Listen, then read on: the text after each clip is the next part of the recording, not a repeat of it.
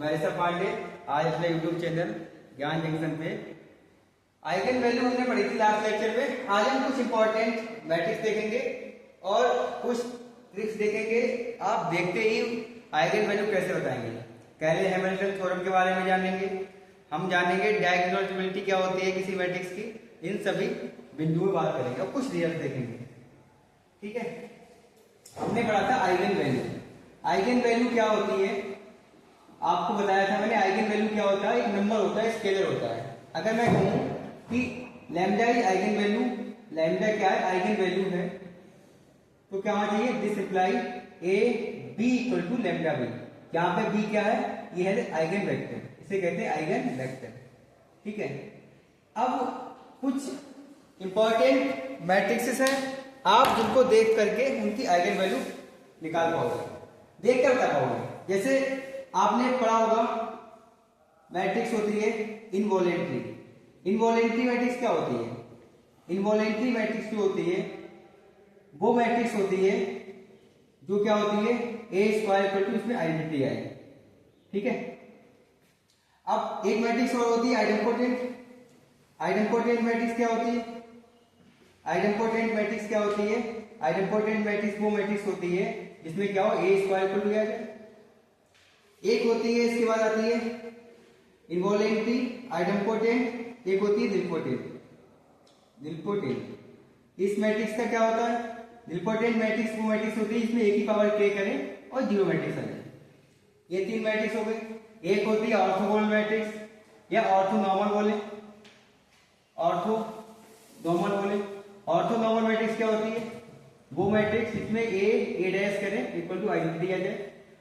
एक मैट्रिक्स होती है साइमेट्रिक, साइमेट्रिक और हर्मिशियन, ये मैट्रिक्स होती है।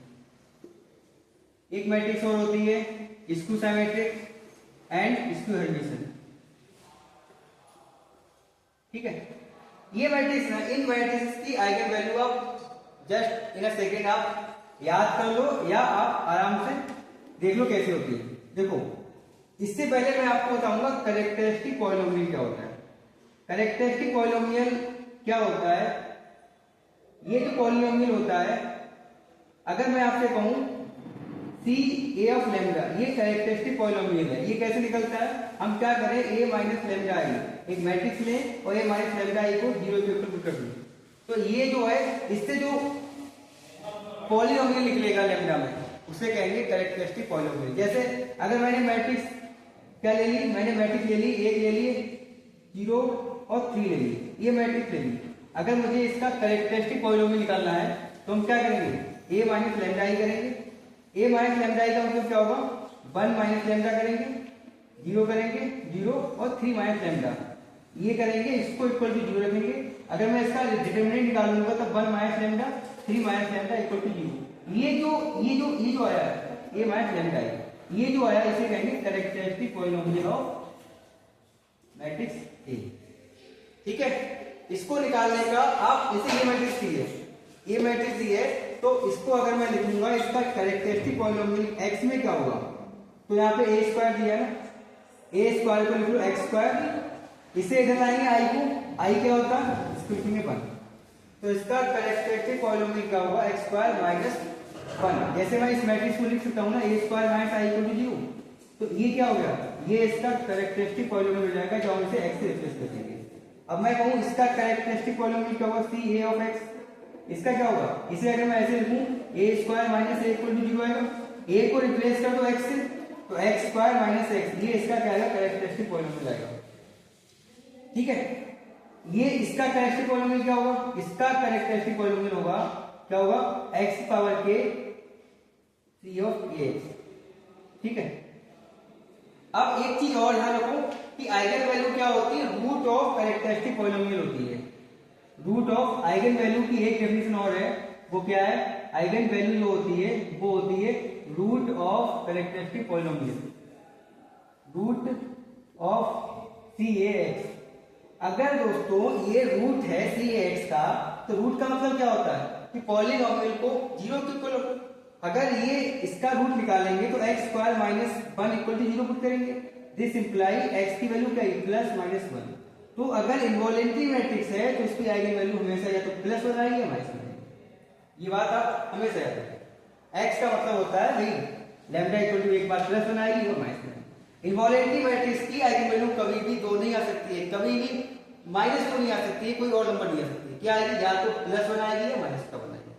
अगर मैट्रिक्स आइडेंटिपोटेंट है, आइडेंटिपोटेंट मैट्रिक्स का कैरेक्टरिस्टिक पॉलिनोमियल है, अगर मैं इसकी आइगन वैल्यू निकालूंगा तो आइगन वैल्यू का रूट ऑफ कैरेक्टरिस्टिक पॉलिनोमियल। अगर मैं इसका रूट निकालूंगा तो हम इसको इक्वल टू रखेंगे x के, 0 के इक्वल रखेंगे, x कॉमन लेंगे, x माइनस में आएगा, इक्वल टू 0 करेंगे। यहां से अगर मैं x की करूं 2 आएंगे, 0 बनाएंगे। तो इसमें आइडेंटिपोटेंट मैट्रिक्स में आइगन वैल्यू क्या है? या तो 0 या तो 1 है। थर्ड क्या है? Nilpotent matrix. अगर मैं इस मैट्रिक्स को x पावर k को 0 के इक्वल रखूंगा, this imply x equal to 0, x की हर वैल्यू 0 आएगी ना। तो अगर निलपोटेंट मैट्रिक्स है तो उसकी आइगन वैल्यू क्या होगी? हमेशा हमेशा क्या होगी? 0 ही आएगी। निलपोटेंट मैट्रिक्स की आइगन वैल्यू कभी भी कोई नॉन जीरो नंबर नहीं आएगी। अगर मैं आपसे कहूं ऑर्थोनॉर्मल मैट्रिक्स है, उसकी आइगन वैल्यू क्या निकालोगे? उसकी आइगन वैल्यू क्या आएगी? मॉडुलस 1। अगर मैं कोई ऑर्थोनॉर्मल मैट्रिक्स लूं और उसकी आइगन वैल्यू पूछो तो उस आइगन वैल्यू का मॉडुलस हमेशा 1 होगा। इसको हर्मिशन सिमेट्रिक और हर्मिशन मैट्रिक्स है और इसकी लैम्डा, अगर लैम्डा की बात करें तो इसकी लैम्डा हमेशा एक रियल नंबर आएगी। क्या आएगी? एक रियल नंबर। इसको हर्मिशन या इसको सिमेट्रिक है तो इसकी आइगन वैल्यू क्या आएगी? इसको हर्मिशन या इसको सिमेट्रिक की या तो लैम्डा 0 आएगी या क्या आएगी? एक इमेजिनरी नंबर आएगी। इसकी दो आइगन वैल्यू आएंगी, या तो 0 आएगी या इमेजिनरी नंबर आएगी। समझे?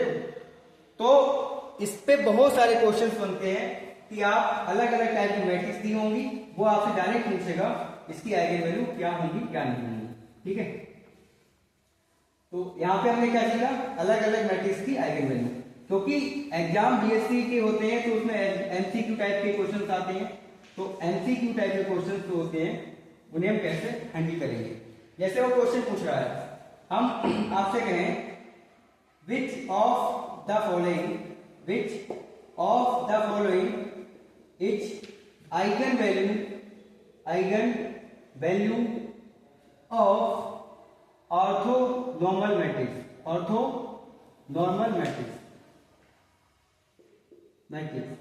ये क्वेश्चन है। अब मैंने आपसे कहा है ऑप्शन क्या दिया हुआ? Option 1/2 plus 1/√2 plus i/√2। दूसरा ऑप्शन क्या दिया है? दूसरा ऑप्शन दिया है 2 दिया है। तीसरा ऑप्शन क्या दिया है? तीसरा ऑप्शन दिया है 2i/।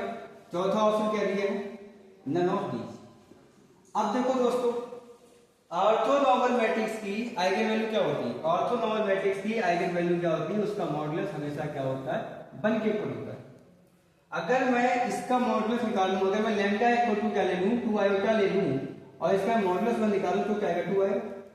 ये 2 क्या 1, इसका मॉडुलस क्या 1 के इक्वल है? नहीं है ना, तो ये ऑप्शन डिस्कार्ड होगा। अगर मैं इसका मॉडुलस निकालूंगा 2 का मॉडुलस 2 आएगा, तो ये भी 1 के इक्वल नहीं। अब मैं इसका देखूंगा क्या, अगर मैं यहाँ पे ये देखूं क्या ये आइगन वैल्यू होगी? अगर मैं इसका मॉडुलस निकालूंगा तो 1/2 का स्क्वायर करोगे प्लस क्या करोगे? 1/2 करोगे तो क्या आएगा? 1/4 प्लस 1/2 कितना आएगा? ये आएगा 4, 1 + 2 मतलब 3/4 आएगा। तो ये भी तो 1 के इक्वल नहीं, इसके अकॉर्डिंग ये ऑप्शन डिस्कार्ड हो गया। तो ऑप्शन क्या होगा? फोर्थ सही होगा। अगर मैं इसी में कुछ चेंज कर दूं या फिर √2 कर दूं तो इसका क्या आएगा? मॉडुलस लैम्डा निकालेंगे तो 1/2 प्लस 1/2 करेंगे, इसकी वैल्यू बन जाएगी। इसका मतलब ये है ऑप्शन नंबर 1। तो हमने क्या किया? हमने बस नॉर्मल सा ये याद किया कि इसकी प्रॉपर्टी क्या होती है, इसकी आइगन वैल्यू कैसे फाइंड करते हैं। अगर मैं आपसे एक क्वेश्चन और पूछूं, एक नहीं कई सारे क्वेश्चन पूछते हैं और आपको आइगन वैल्यू निकालने की जरूरत ही नहीं पड़ेगी, बस इन रिजल्ट्स को याद करना है। अब मैं आपसे कहता हूं एक मैट्रिक्स है, मैंने कहा there is a matrix A, मैं कह रहा हूं ए क्या है? n क्रॉस n की मैट्रिक्स है, सच दैट क्या है? a² = i/3 है। ठीक है, देन पहले क्या है? पहला ऑप्शन ये दिया है, पहला ऑप्शन दिया है लैम्डा = 1, 2 इज मेरी eigen value may be eigen value. दूसरा ऑप्शन ये दिया है कि lambda = 1, 1 may be eigen value. तीसरा ऑप्शन ये दिया है lambda equal to 1/2 plus iota by root 2 may be eigen value. Fourth option दिया है नन ऑफ दीज। देखो दोस्तों, इसे करने के दो तरीके हैं। पहले मैं एक काम करूं, एक कोई n क्रॉस n की मैट्रिक्स ना लेकर के मैं a को ले लूं 2 क्रॉस 2 की मैट्रिक्स। हमने n को 2 ले लिया। अब मैं एक ऐसी मैट्रिक्स देखूं जो इस कंडीशन को सेटिस्फाई करती हो। अगर मैं नॉर्मली a को क्या ले लूं, मैं नॉर्मली a को 1 0 0 -1 ले लूं। अगर मैं a का स्क्वायर करूं तो क्या आएगा 1 0 0 1 ये आएगा। मतलब मैंने a का स्क्वायर किया तो आइडेंटिटी आया बिल्कुल। तो ये मैट्रिक्स जो है इस कंडीशन को सेटिस्फाई कर रही है। अब अगर ये इस मैट्रिक्स को सेटिस्फाई कर रही है तो मैंने कहा ये डायगोनल मैट्रिक्स है। अगर डायगोनल मैट्रिक्स है तो उसके आइगन वैल्यू क्या होगा, उसका डायगोनल एलिमेंट होगा। तो लैम्डा इक्वल टू 1 -1 इसकी आइगन वैल्यू। अगर ये इसकी आइगन वैल्यू है तो ये कह रहा है 1 2 इसकी आइगन वैल्यू होगी। स्टार्ट क्या कह रहा है, इसकी ये आइगन वैल्यू होगी स्टार्ट। अब देखो क्या 1 1 इसकी आइगन वैल्यू हो सकती है। इनवॉलेंट्री मैट्रिक्स का मैंने कहा था कि इनवॉलेंट्री मैट्रिक्स क्या है, a square equal to identity है। अगर मैं इसका कैरेक्टरिस्टिक पॉलिनोमियल निकालूं x में या लैम्डा में निकालूं तो क्या आएगा लैम्डा स्क्वायर -1 होगा, इसी में जाएंगे। अगर मैं इसके रूट निकालूं तो क्या आएंगे लैम्डा इक्वल टू 1 -1 इसकी आइगन वैल्यू या तो 1 आएगी या -1 आएगी। लेकिन ये कह रहा 1 1 ही आएगी वैल्यू, क्या ये पॉसिबल है? तो मैं आपको अगर एक बात कहूं कि a को अगर मैं 1 0 0 1 ले लूं तो इसकी आइगन वैल्यू क्या है, इसकी आइगन वैल्यू है 1 1। ये a square equal to a को सेटिस्फाई नहीं कर रहा है और इसकी आइगन वैल्यू 1 1 है। तो आप क्या करेंगे, ये बिल्कुल भी ना सोचिए 1 और -1 ही आएगी। 1 1 भी आ सकती है, -1 -1 भी आ सकती है, 1 -1 भी आ सकती है। तो ये तीन चॉइसेस हो सकती है, समझ रहे हो। जितनी ऑर्डर की होंगी उतनी आइगन वैल्यू होंगी। 2 ऑर्डर लिए तो 2 ऑर्डर की होगी। तो ये ऑप्शन क्या होगा, करेक्ट होगा। अगर मैं आपसे इसी क्रम में एक चीज पूछूं कि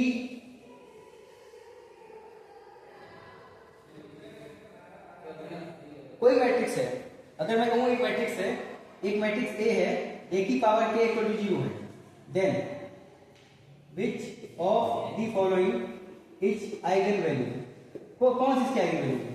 पहला ऑप्शन क्या है, 0 1 इसकी आइगन वैल्यू होगी क्या? दूसरा ऑप्शन मैं कह रहा हूं 0 3 इसकी आइगन वैल्यू होगी। चौथा ऑप्शन 1 -1 इसकी आइगन वैल्यू होगी।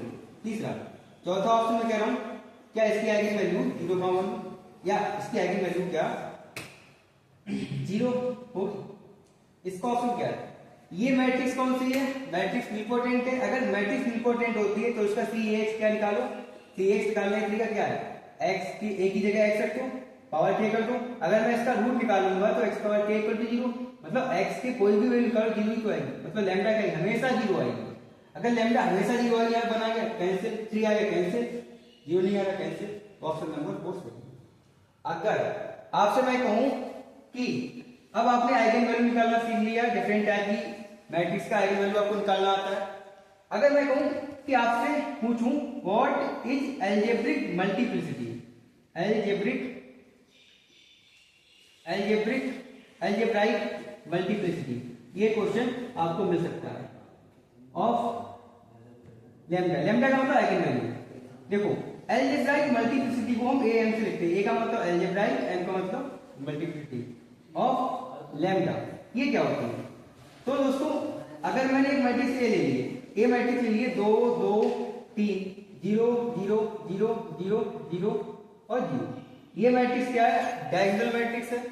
मैंने आपको बताया डायगोनल मैट्रिक्स में क्या होता है, आइगन वैल्यू इसके डायगोनल एलिमेंट होते हैं। डायगोनल मैट्रिक्स हो या डायगोनल हो, कैसी मैट्रिक्स हो, उसकी आइगन वैल्यू, ऐसे मैं यहाँ पे क्या लिखूं, ये डायगोनल, ऊपर का ट्रायंगल नॉन जीरो है, नीचे जीरो आ गया। तो इसमें लैम्डा क्या क्या आएगा, लैम्डा आएगा 2 2 3। अगर मैं आपसे कहूं इसमें अलजेब्रिक मल्टीप्लिसिटी ऑफ लैम्डा देख ले, लैम्डा का मतलब आइगन वैल्यू आई है, तो am of lambda equal to 2, मतलब लैम्डा इक्वल टू 2 कितनी बार आया है, ये देखो कितनी बार आया है, 2 बार आया, am इसकी 2। अगर मैं कहूं am of lambda equal to 3, मतलब लैम्डा इक्वल टू 3 कितनी बार आया इस मैट्रिक्स में, मतलब लैम्डा इक्वल टू 3 इसकी आइगन वैल्यू कितनी बार है, एक बार है, तो इसका am नहीं। ठीक है, ये तो हो गया am। इसकी बात करें gm, gm क्या होता है, तो जीएम का मतलब होता है ज्योमेट्रिक मल्टीप्लिसिटी। ये क्या होती है? Geometric multiplicity. ये क्या होती है? तो अगर मैं कहूं lambda is eigen value of matrix A, तो ज्योमेट्रिक मल्टीप्लिसिटी क्या होती है? वो होती है nullity of A minus lambda A. अगर मैं इसकी नलिटी निकाल लूं और वो नलिटी को फाइंड कर दूं, तो वो नलिटी जो होगी वो इसकी जीएम होगी। जीएम और मैंने एम क्यों बताया? क्योंकि मैं आपके लिए एक नया टर्म डिफाइन करने जा रहा हूं, जिसे कहते हैं डायगोनलिजिबिलिटी। डायगोनलिजिबिलिटी वो क्या है? वो ये होती है कि अगर कोई मैट्रिक्स की जीएम मतलब ज्योमेट्रिक मल्टीप्लिसिटी, एम मतलब अरिथमेटिक मल्टीप्लिसिटी, अगर ये दोनों इक्वल होते हैं तो वो मैट्रिक्स डायगोनल होती है। अगर किसी मैट्रिक्स की जीएम इक्वल टू एम होती है तो वो क्या कहलाती है? जीएम इक्वल टू एम होता है तो वो क्या कहलाता है? वो मैट्रिक्स कहलाती है डायगोनल। अगले वीडियो में हम डायगोनलिटी कैसे तय करते हैं, उसके रिजल्ट्स क्या होते हैं, इन सब चीजों पे दोबारा से बात करेंगे। फिर से बताएंगे ज्योमेट्रिक मल्टीप्लिसिटी कैसे फाइंड करते हैं और कैसे कैसे ये वर्क करती है। धन्यवाद।